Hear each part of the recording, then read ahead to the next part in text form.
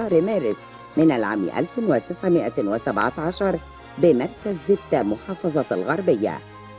حصلت على بكالوريوس العلوم وكانت أول دفعتها، وبفضل جهود الدكتور مصطفى مشرفة الذي دافع عن تعيينها بشدة أصبحت سميرة موسى أول معيدة بكلية العلوم جامعة فؤاد الأول القاهرة حالياً.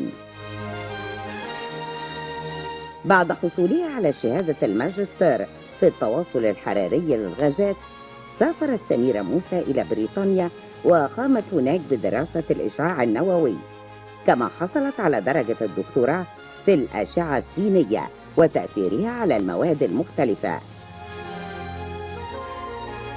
كان لها دور هام في إنشاء هيئة الطاقة الذرية المصرية، وساهمت في تنظيم مؤتمر الذرة من أجل السلام الذي استضافته كلية العلوم، وشارك فيه عدد كبير من علماء العالم.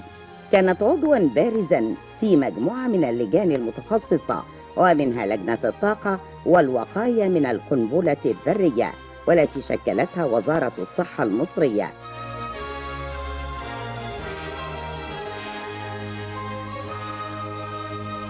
استجابت الدكتورة سميرة موسى إلى دعوة للسفر إلى الولايات المتحدة الأمريكية في العام 1952، وأتيحت لها الفرصة لإجراء البحوث والتجارب في معامل جامعة سانت لويس بولاية ميزوري الأمريكية.